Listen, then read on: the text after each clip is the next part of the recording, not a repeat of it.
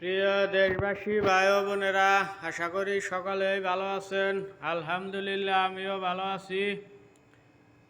আজকেও ভিডিও নিয়ে আসলাম। আপনারা সবাই জানেন আমি সৌদি আরব থাকি, একটি রেস্টুরেন্টে কাজ করি, পাশাপাশি ভিডিও বানাই, কথাবার্তা বলি। অনেকেই হয়তো পছন্দ করে, অনেকেই হয়তো নাও করতে পারে। যাই হোক, ভিডিও নিয়ে আসলাম। আলোচনা হলো বাংলাদেশে জাতীয় নির্বাচন আইতেছে। সরকারে ঘোষণা দিচ্ছে ডক্টর ইউনূস ফেব্রুয়ারি 12 তারিখে, আশা করি হবো সুষ্ঠুভাবে।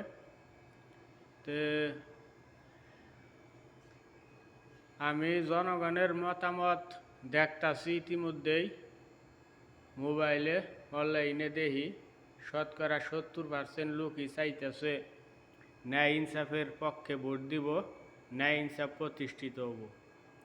দেশবাসীরা আমি জানাবার চাই, সংসদ নির্বাচনের পাশাপাশি ভোট কিন্তু দুইটা হবো।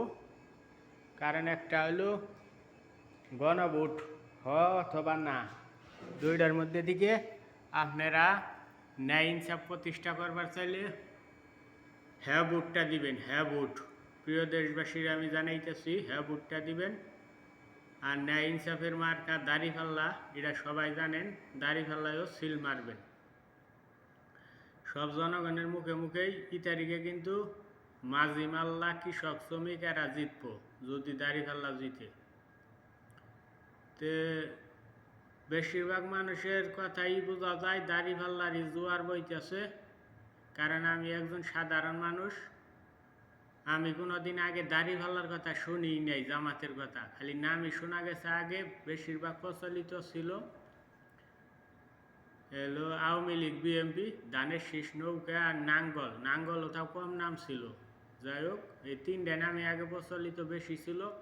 ছোট থেকে একবারে বিদ্যমান সবাই জানছে। আমার মনে হয় এই তারিখে জামাতের একটা ঢেউ উঠছে, ইনশাল্লাহ। আল্লাহ জয় দিতে পারে কিনা, আল্লাহর কাছে সব ক্ষমতা। কিন্তু জনগণ মনে হয় চাইতেছে দাড়িপাল্লার এই বেশি আমার মতে। আমি বিদেশ থেকে তো খালি খবর দেখি, দেশের খবর। অনলাইনে তো এখন সব কিছু অনলাইনে পাওয়া যায়। আমি যা দেখতেছি তাতে ওই যে বললাম, শতকরা 70 জন মানুষই বলতেছে যারা জনগণ আমাদের মতো মধ্যবিত্ত গরিব, এরাই তো বেশিরভাগ ভোটটা দেয়, ভোটার। এমনকি আমাদের মা বোনেরাও, শিক্ষিত সমাজ যারা আছে, যাদেরকে তরুণ প্রজন্ম নতুন ভোট, তারাও চাইতেছে জামাতরে ভোট দিব। প্রিয় দেশবাসী, শুধু ভোট দিলেই হবো না, ভোটটারে আপনাদের সঠিক জায়গায় দিতে হবো। আর ওই বললাম গণভোট, একদিনই দুইটা ভোটই হবো। আপনারা গণভোটে হ্যাঁ দিয়ে হ্যাঁ রে জয়যুক্ত করবেন। পাশাপাশি ভোটটা দিলে তারপরে ভোট কেন্দ্রেও কিছু লোক সজাগ থাকেন, ভোটটা জানি কোনো দুর্নীতি না হয়। দিলেন এক জায়গায়, হইল আর এক জায়গায়, এইভাবে জানি না হয়। পহারাদারও দিতে হবে অনেকের। প্রিয় দেশবাসী, আমি কিন্তু রাজনীতি করি না, কোনো দল করি না। বিভিন্ন বক্তব্যে আমি এইটাই বলতেছি, বক্তব্য তো না, কথার মাধ্যমে আমি বলি। সাধারণ মানুষ, সাধারণ কথাবার্তায় আমি বলি, আমি তো কোনো টাকা পয়সা পাবো না কোনো দলেতে। বিভিন্ন দলের লোক আছে, তারা ধরেন কথাবার্তার মাধ্যমে বিভিন্ন কিছু দিব, আশ্বাস দেয়। তারপরে তাদের একটা লাভ আছে। লাভটা কী ভাই, আমি বোঝাবার চাই আপনাদের। তারা দলে থেকে একটা পদ পায়, কি এমপি মন্ত্রী হয়। অনেকেই আছে এমপি মন্ত্রী না হইলেও গ্রামে থেকে চেয়ারম্যান মেম্বারে দাঁড়াবো ওই দলের ভিত্তিতেই।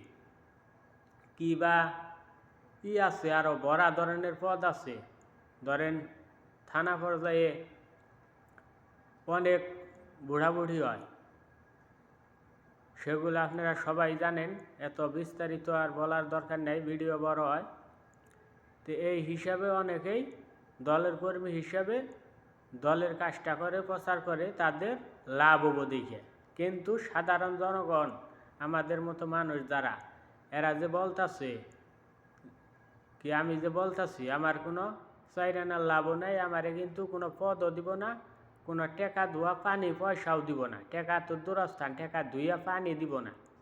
প্রিয় দেশবাসী, টেকা দেখ বা না দেখ, নিরাপত্তার খাতিরে, দেশটা উন্নয়নের খাতিরে, শিক্ষাগত যোগ্যতা জানি আইগাই জায়গায় এই খাতিরে, দক্ষ শ্রমিক জানি হয় এই খাতিরে, তারপরে আমরা বিদেশ যারা আছি এদেরও জানি মান মর্যাদা বৃদ্ধি পায়।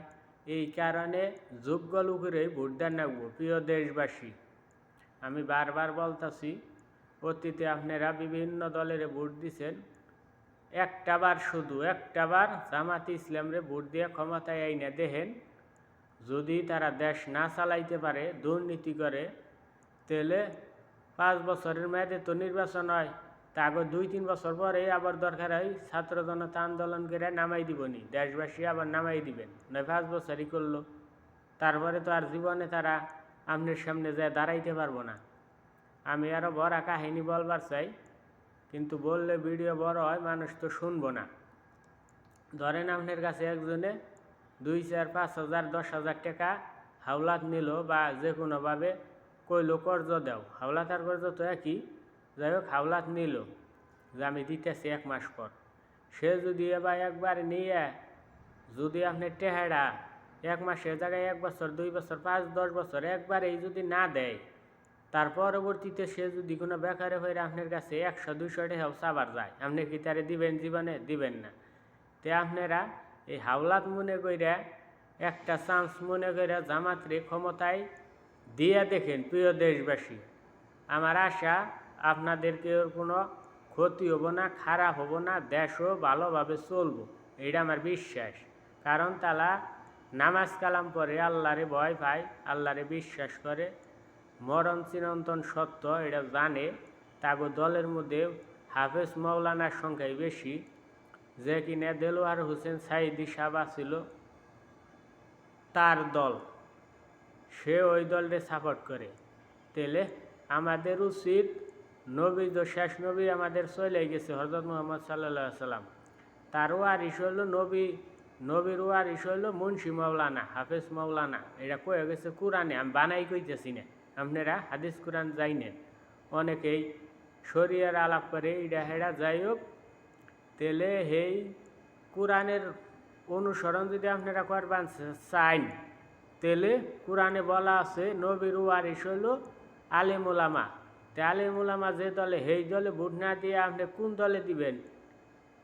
আবার অনেকেই এটারও করে যে তারা জান্নাতের টিকিট দেয়। প্রিয় দেশবাসী, আপনাদের ভুল ভ্রান্তির মাঝে আপনাদের ফালাইতেছে। জান্নাতের টিকিট দেওয়ার মালিক আল্লাহ, আর কেউ দেয় না।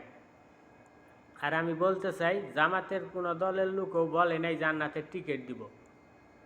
যে কোনো একটা লোক যদি এক জায়গায় যদি অচিনে একটা লোক আহে আপনার কাছে, একটা পথ জিজ্ঞাসা করবো যে অমুকের বাড়ি কোন জায়গায়, তারা পথ সঠিকটা দেখাই দিব। জামাত ইসলাম সেই রকম জান্নাতে যাওয়ার যে আমল নাগে, কোনভাবে চললে আপনি জান্নাতে যাওয়া সহজ হবো, এটা তারা দেখাই দেয়। তারা জান্নাতের টিকিট বিক্রি করে না ভাই, এরা আপনারা ভুল বুঝবেন না। বুঝতে পারছেন? সবাই ভালো থাকেন। ভালো লাগলে ভিডিওটা লাইক, শেয়ার, সাবস্ক্রাইব সাবস্ক্রাইব করলে আমার আইডিটা যদি দাঁড়ায়, যদি আমি একটু ভাইরাল হতে পারি, তাহলে আমার একটু উপকার হবো। সবাই ভালো থাকেন, আল্লাহ হাফেজ। পরিশেষে একটাই কথা বলবার চাই, নারায়ের তাকবীর, আল্লাহু আকবার। বাংলাদেশ একদিন কালেমার পতাকা উড়বো পুরা বিশ্বে, আর বাংলাদেশেও একদিন ইসলামের শাসন ইনশাল্লাহ প্রতিষ্ঠিত হবো। সবাই ভালো থাকেন, আল্লাহ হাফেজ।